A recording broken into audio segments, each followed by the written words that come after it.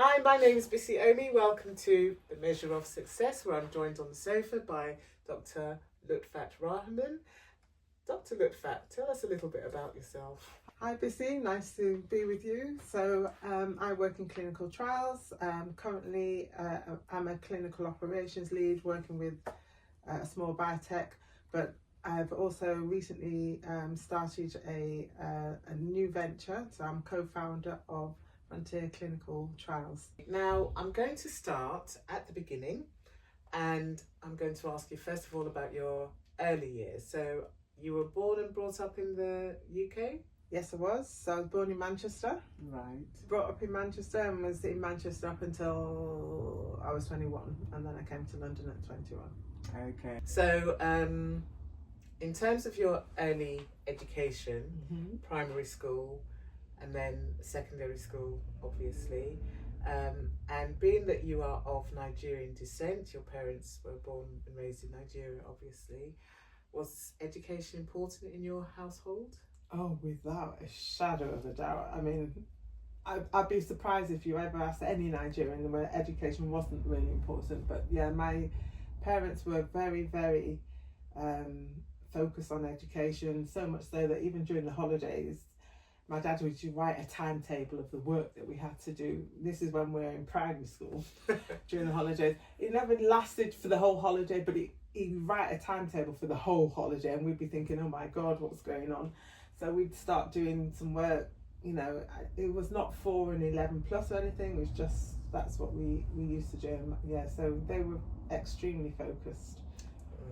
And so growing up from a young age, did you understand the reason for it, and were you quite happy to do it, all three of you? I don't think I understood what, it was just that was it. I mean, for us it was always a case of your education stops after your degree. So it wasn't like O levels and A levels and then think of what you want to do. It was O levels, A levels, degree, and then think of what you wanted to do. So, yeah. Now, for some of the younger generation amongst us, they may not understand O levels. Yeah, so O levels were they were called GCE O levels. So they used to have back in the day 2 sets of exams that you would take at 16, GCE O levels and CSEs. So I think the GCSEs basically they've amalgamated the 2 together. So, right. yeah. Okay. So that's what we would have called O levels back in the day, for sure. Okay. So you were brought up in a household. You were the only girl. I was the only girl. 2 boys. 2 boys. I was sandwiched in between 2 boys. Yes, so the only girl. Right. Okay. Yeah. And were they the typical brothers that used to tease their sister and make her cry? Tease, yes, definitely, and fight. We used to fight a lot. Actually, when we were younger, we used to fight a lot. Having said that, we were always very protective of each other outside, but inside we'd fight and argue, as most families do. Right. Okay. And so you are the second child, and you've got an older brother and a younger brother, as well. Yeah. Okay. Did you think that you were spoiled being the only girl? I think I was spoiled.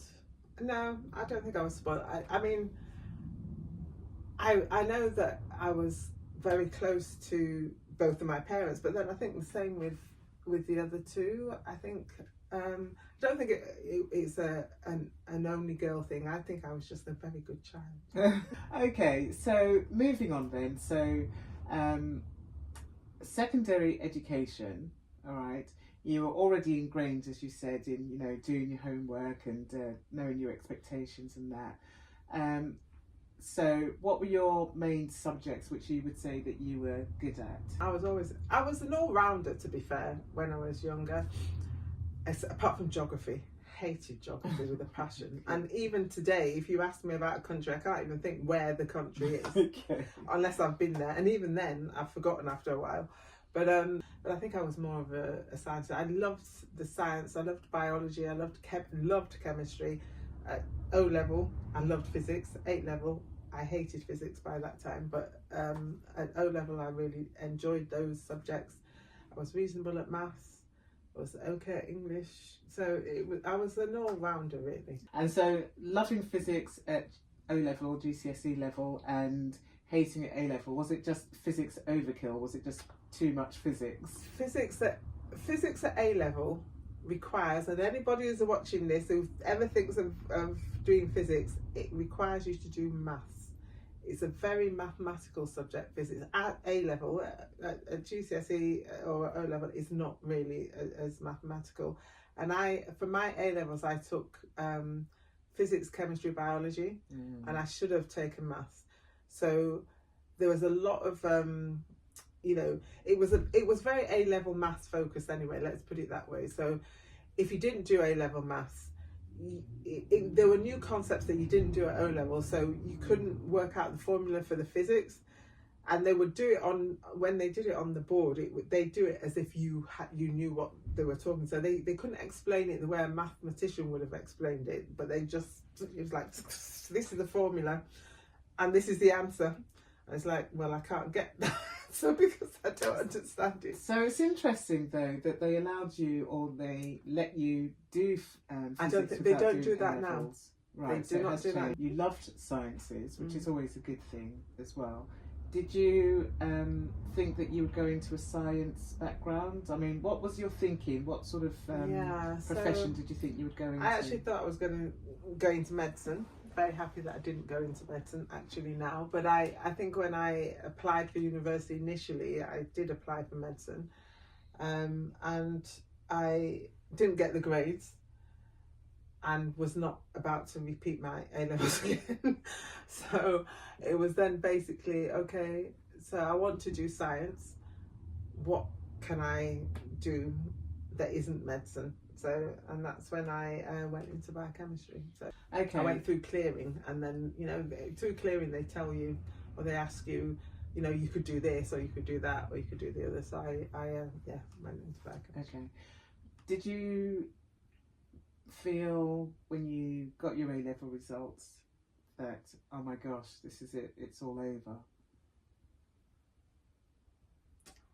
I think I felt,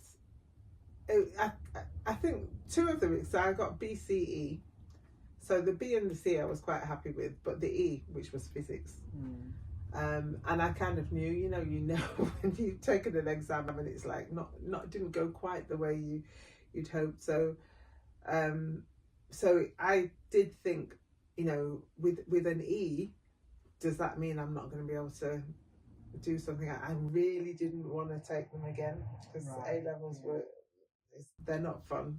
Even now I don't think they're fun. So it was looking for something that I could do that wouldn't necessarily take into account the E in physics, and that's, again, I did biochemistry, so I did okay in biochemistry. I did biology, I did okay in chemistry, so it was So you came out with a degree, very happy with that, and leading up to your profession, how did you come across that? I mean, did you think to yourself, well, this is what I can do with this degree, or how did it come about?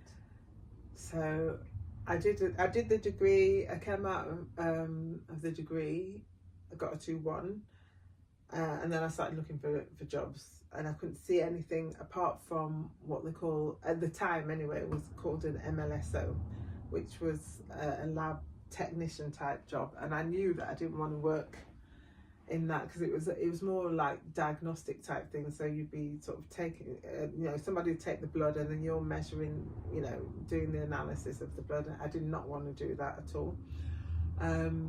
So as I was thinking, what could I do, and I didn't know what to do, then I started looking at PhDs, and I saw one which was it was kind of based diabetes, insulin resistance kind of thing, which sounded really interesting. And it still had that science, focus, which had a sort of application to humans, which is what was interesting to me. So I went and applied for that, got the PhD, got the position in the lab to do the PhD. It was a hell of a lot of lab work as well, which I didn't like. So what did the lab work involve then? So the lab work there was a lot of animal work. Don't shoot me, folks. Okay. But there was a lot of animal work with rats, and it was just not my cup of tea at all.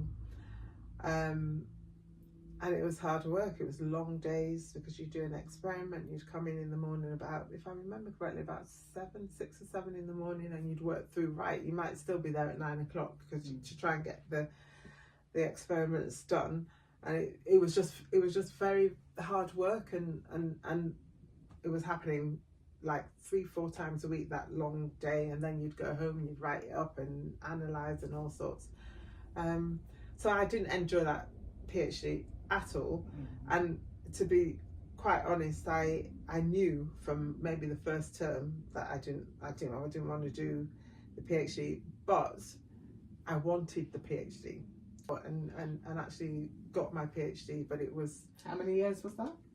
So it was 5 years. Usually I think people do PhDs in 3, but my supervisor, partway through, I think at the end of the first year, he relocated to Australia, and which meant that we were trying to communicate across the thing. And this is before mobile phone, this is before the internet, this is before. So what we used to do is, if we weren't on the phone, we'd write the manuscript or whatever and then put it in the post. Oh, physically go to the red letterbox. Yeah, and so post then it it would go in the post, and I don't know why or how it used to take forever to get to Australia, and then he'd have to read it, do whatever, make some corrections, post it back. Oh, dear. And then it'd take ages to come back. I think that added a good year and a bit to I the can time, imagine, because it was yeah. just backwards and forwards and backwards and forwards. So which is amazing when we think how instant emails honestly are nowadays. Yeah. It was a life just change. so different. So then you finished your PhD eventually. Mm-hmm. Were you working in the meantime? No, so I didn't work, and I wouldn't have had time to work while I was doing the PhD, because it was actually like a job, to be honest. We had 6 weeks holiday, I think, but it was like a job. We had 6 weeks holiday, I think, but it was like a job. It was, it wasn't like being in university as such. And part of that time I worked for ICI as well. ICI were funding the PhD. Right, so I'm ICI, a pharmaceutical company. Yes, so ICI are now AstraZeneca. That's right. where they thing. So I don't know whether you remember, ICI was a pharmaceutical, and they also had the paint division. Yes, that's right. I remember our paints used to be ICI. That's right. So then they separated the paint bit, and they became Zeneca, and then Astra was another pharmaceutical company that merged together. Right. So okay, but this was Pre AstraZeneca. Yeah. Okay. So it was ICI back in the day. So right. Okay. So you went through this whole process. You finally finished your PhD, and what were next steps for you?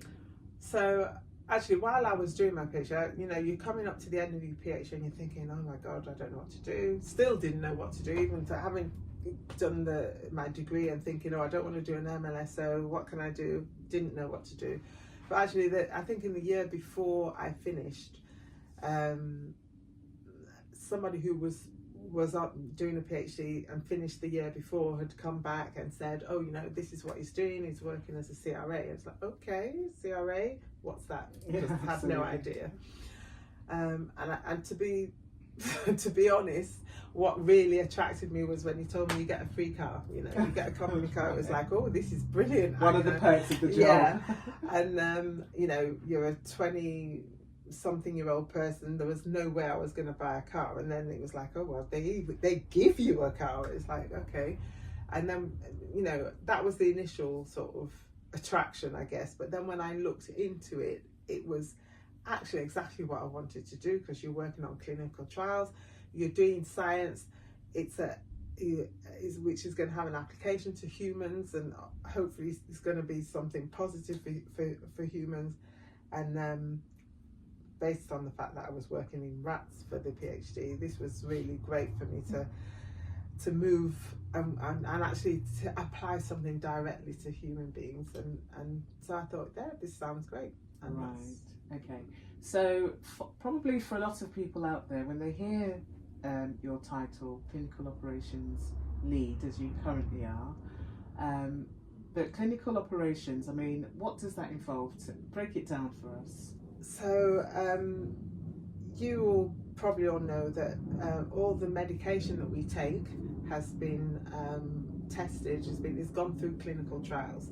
So before it gets to the market, it's got to have been tested in different individuals and so on. So my role is to implement, manage the clinical trials and sort of design them, whatever, to ensure that we can actually get those marketing authorizations in the end. So it's a very long process from start to finish of identifying a drug. It's a very long process, could be 20 years, could be 10 years.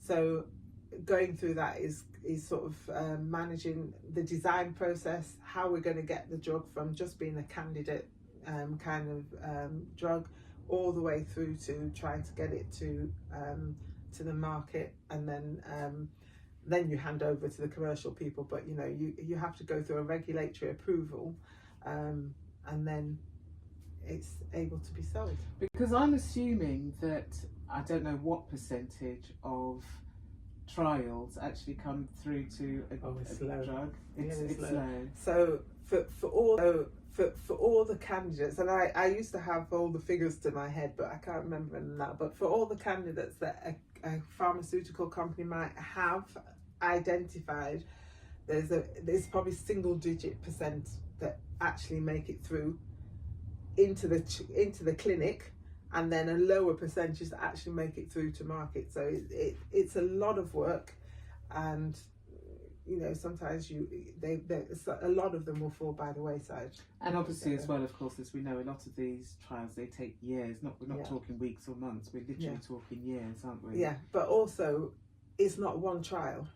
So one drug needs several trials in order to get it to market. So because clinical trials go 4 different phases. You have the phase 1, which is like first time in human, where you're looking at how does this drug work in the human body, what sort of effect does the human body have on the drug, how is it metabolized, etc.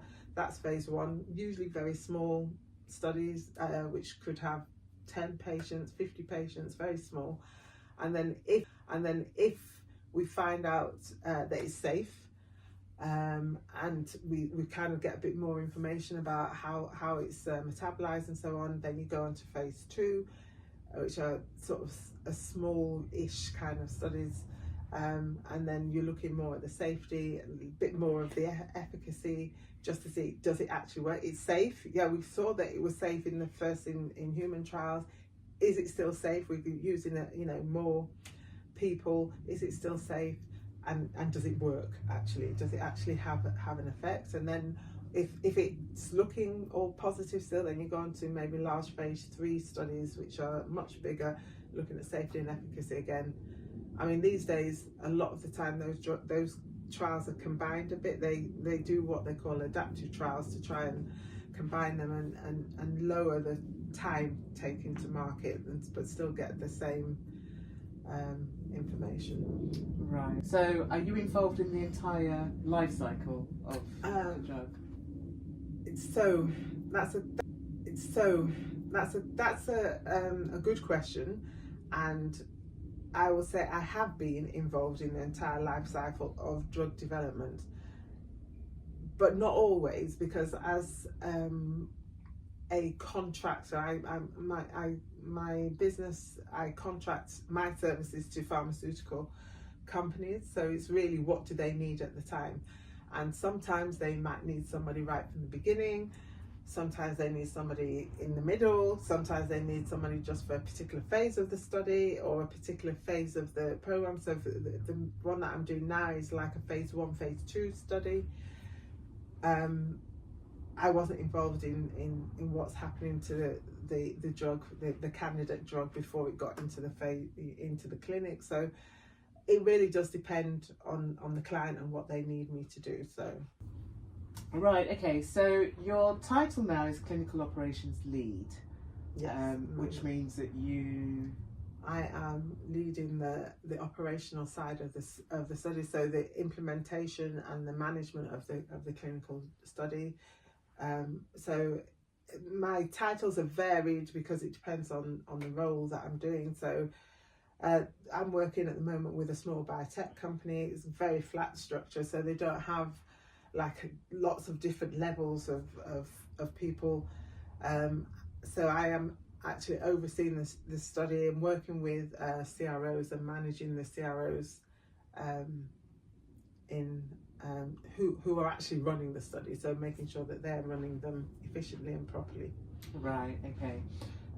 Obviously you didn't start from that managerial type of level. Okay, so what was your intro basically? So I actually started in what's called data management, which is actually managing the data that you get from clinical trials. But then I moved into what's called a clinical research associate position, and that was the bit that I wanted to do because that's where you got the company car. So that was more of, so if I am now as the operations lead looking at the overarching management of the study, so that is looking at how the study is managed globally, so in however many countries the study is being managed. As a CRA, you are managing the individual sites in that country, and there may be several CRAs in a country, because if you've got 20 sites in the country, you can't do all 20, so you may just do 4 sites in that country, and just make sure that those sites are running the study according to the protocol that's that global protocol that everybody everywhere is working to. Right, okay, so does that involve lots of travel then? Yes, it did. I mean, and back in the day you could also monitor.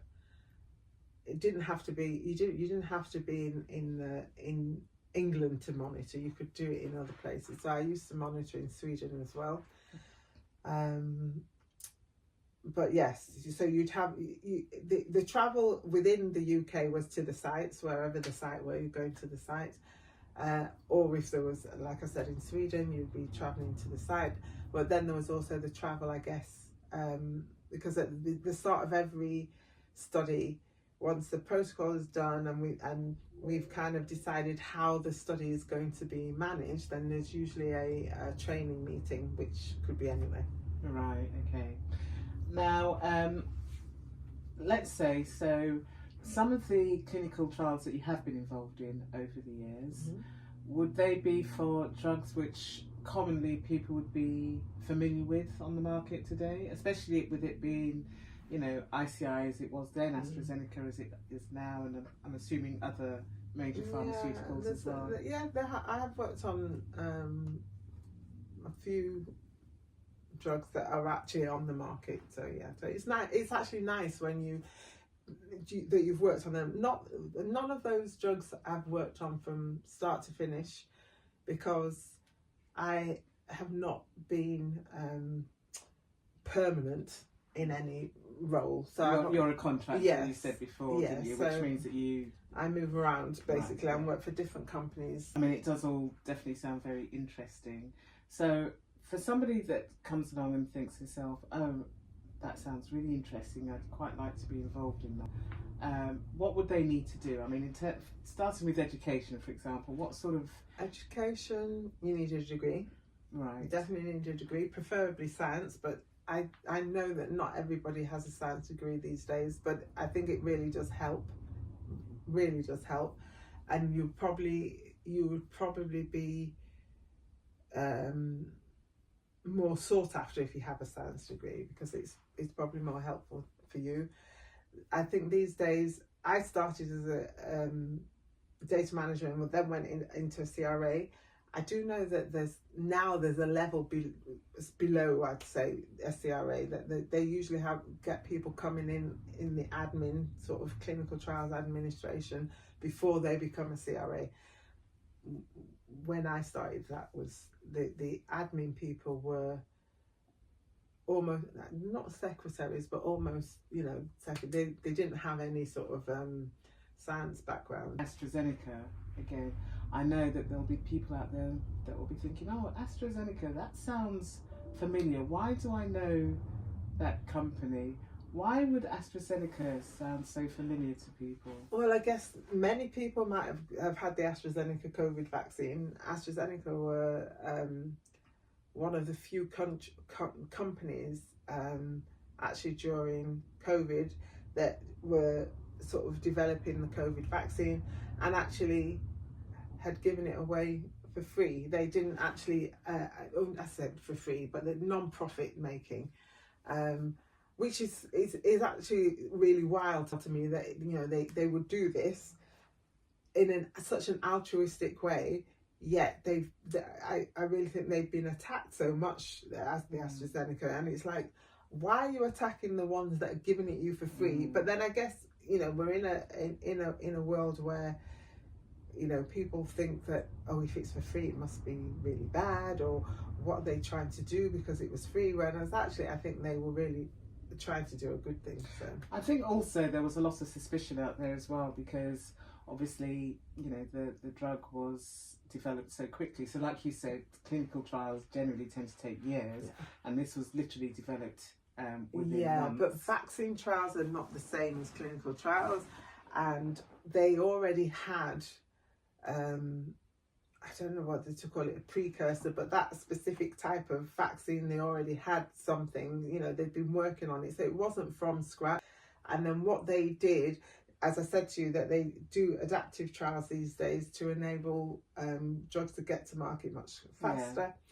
So it was an adaptive trial 1, and the people were working on that 24/7. Right. I mean, they would work during the day, somebody else would come and then, you know, work overnight. So they were doing a lot of what they wouldn't have done. There was no sort of 8 hours a day or whatever back at that time. They were really working hard in order to make sure that they got this vaccine, you know, so not so many people would be dying. But yeah, I think I think it was a good thing, actually.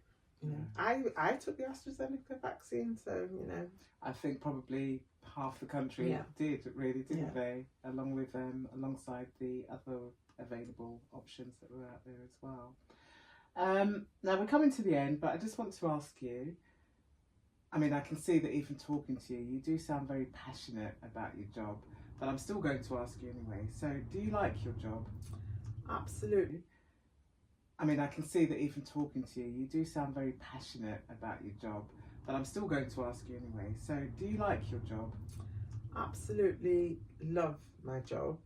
I've really enjoyed doing it. I've really enjoyed being part of something innovative. You know, you're working on something that's not yet on the market, but could have real world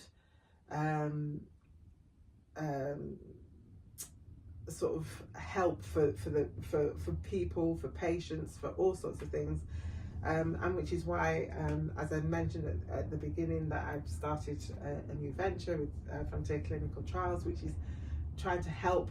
So it is going to be an adjunct to, you know, the sort of clinical research work that I have been doing, and sort of helping those sponsors, the AstraZenecas, the Roches and the Pfizers of the world, to actually try and find patients for their clinical trials, because actually from COVID, actually the FDA pre-Trump, the FDA were sorry, break it down for us. What is FDA? So the Food and Drug Administration in America. So they are the body that approve the drugs once you've done your clinical trials.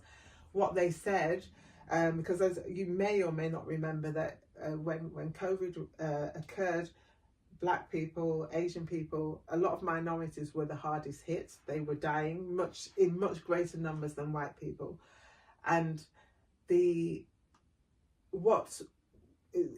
was not known why. And what did become evident was that, or I shouldn't say evident, people started thinking about the fact that clinical trials are carried out a lot of the time on white people. For many reasons. It's not just because, you know, they want to do it on white people. There is suspicion amongst the black and minority communities for very good reason, but so people will not necessarily go into a clinical trial, will not really want to do it, and so on. But it would be such a positive benefit for our communities, because if you're going to take the drug eventually, you're going to, if they have a drug for a specific cancer, they might have tested it on all Caucasians or whatever, but eventually what they call hard to reach or sort of underrepresented populations, we're trying to bring clinical trials to those people, and to help sponsors meet their obligations to actually recruit those sort of people to their trials. Right, okay. So that's the entrepreneur side of you coming out. How actually did this come about? Where did this idea come from? Funnily enough, FDA even spoke about this. Myself and my partner, we've been talking about this for years, and that we should be able to do clinical trials that have black people, Asian people, minority people in studies, that we should be able to do clinical trials in Africa. They do it in South Africa, but very few anywhere else in South Africa, because if you want to market a drug in China, if you want to market a drug in Europe, in America, or anywhere, you have to have done the clinical trial in those countries. Right. We don't say that in Nigeria. If you want to market our drugs in Nigeria, for example, do all your trials in America, in the UK, in Europe, and then send them there. How do we know that those drugs are not going to have any? Well, they won't. I wouldn't say side effects. They will have side effects, but are they the optimum for us? Yeah. Are we? Is the dose that they're taking the optimum for us? So that was really the reason behind looking at this. Right. And so, how far are you into this venture now? Well, we've been talking about it for a very long time. We've started now reaching out to people and so on, and we're going to try and launch in the next couple of weeks. Oh wow! Yeah, So really, you're at the critical stage. Yeah. Let's say. Does that mean, for example, that this is now going to be full time for you, or will you be doing it alongside what you're currently doing? Well, initially it will be alongside what I'm currently doing, but and actually it's synergistic, I'd say, because it's not about trying to do.